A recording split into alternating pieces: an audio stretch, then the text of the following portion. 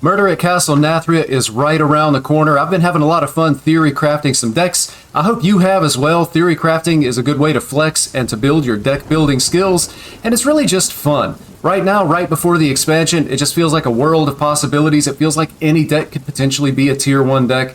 And of course, history has taught us that very quickly we're going to find out which decks are good and which decks aren't.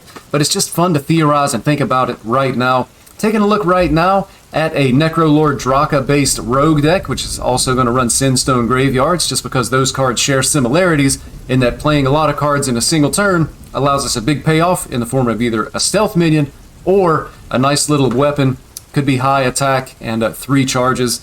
One thing that I would say about this deck before we go any farther is I saw a Theorycrafted list that was running like loan sharks and sketchy information to try to get a lot of coins and try to be able to get like a really big stealth minion and a really big weapon off of the legendary.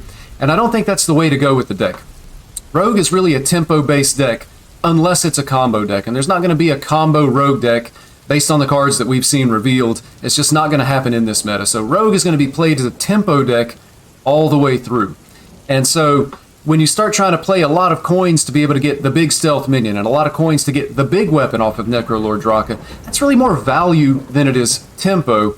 And so sometimes you can kind of trick yourself into misplaying. You know, I'm going to hold these cards, I'm going to try to set up the big weapon, then you end up just being too slow and you die because you're not actually putting stats on the board, and you're not, you know, playing the 3 attack weapon because you're trying to set up like a 6 or 7 attack weapon. So important to keep in mind that this is just a tempo deck. So we don't want to hang on to our charges of the Sinstone Graveyard for too awful long. Even just putting like a 3/3 minion in stealth might be enough to be able to win the game. Being able to go face once, certainly twice, that's a lot of damage. Gets us a lot closer to being able to find lethal. Same thing with Necrolord Draka. Sometimes we're probably just going to play this on turn 4 if that's all that our hand is going to allow us to do. The 1/3 dagger is fine. We can make it a 3/3, that's really good.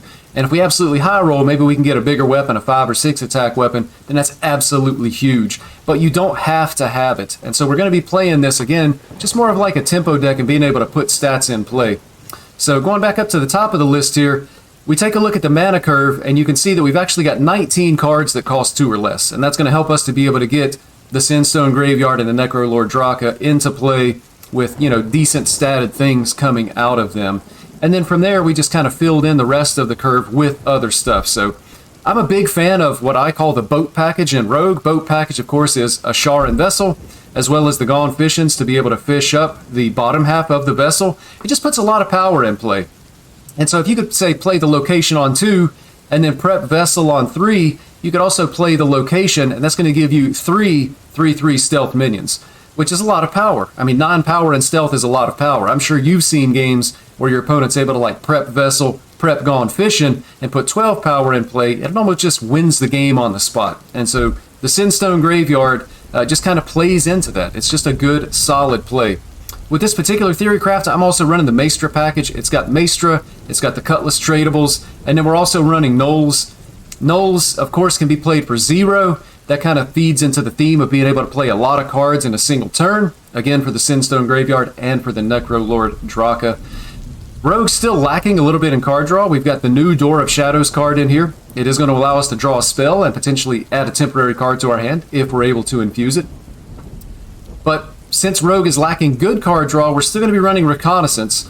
And so Reconnaissance is going to discount Knoll, but you can also hit potentially like a 2 or 3 mana minion that you'll be able to play for 0 or 1, which again is going to allow us to play a lot of cards in a single turn to be able to buff up the Graveyard and the Draka. Serrated Bone Spike, again, it's just really good. No honorable kill required for this card. We can even target a minion on our side of the board if we just want to be able to get the discount. Potential power plays with this would be like prep Serrated Spike on turn 4, and then play a turn 4 Crab. Like, that's insane to be able to play Krakatoa on turn 4. Krakatoa also included in the deck. We're running 2 copies of Shroud of Concealment here, specifically because Rogue needs card draw, Shroud is bad card draw, but we don't have any other choice, so we're playing it. And if we're still in our Maestro disguise, it is going to be able to discount Knolls, so that's something at least. Edwin included again, most likely for card draw. And then if you think as you get to the higher mana count turns, sometimes you can roll off, you know, 2 or 3 cards with Edwin, get him up to an 8/8 or even a 10/10, and then combine that with, say, a location that you already have in play a 10-10 Edwin, and then a 4-4 stealth minion. Again, that's just nothing to sneeze at. It puts a lot of stats in play. And putting stats in play is what we want to do because this is a tempo deck. We've included Mr. Smite specifically because we are running, again, what I'm calling the boat package. Smite and being able to fish up the second half of the boat. That's going to be 12 power that can go directly to our opponent's face to be able to close out the game. Smite, just good reach, and then of course has pirate synergy with the boats that are included in our deck. Also pirate synergy with Edwin. Sometimes we'll be able to get off, a decent Edwin Smite combo for a little bit of extra burst. And then on the top end, we're running Shadowcraft or Scabs. Scabs, of course, the hero power, being able to give us an extra 2 mana every turn.